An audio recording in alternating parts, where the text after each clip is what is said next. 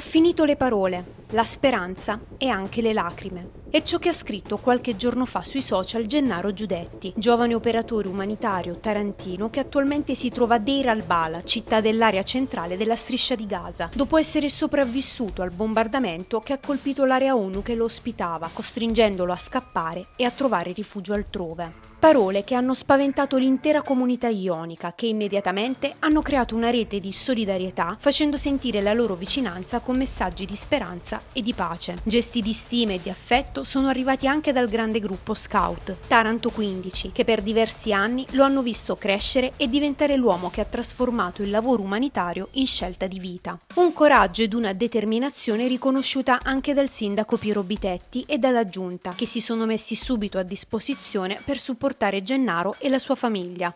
Da anni ormai attraverso i social Gennaro dà voce ai bambini rimasti orfani e a tutte le persone che incontra durante le sue missioni, lasciando una testimonianza reale di tutte le atrocità che vengono compiute durante le guerre. In questi 17 anni di attività umanitaria è stato in Albania, in Libano, in Siria, in Afghanistan e oggi a Gaza con un solo obiettivo: difendere e tutelare i diritti umani.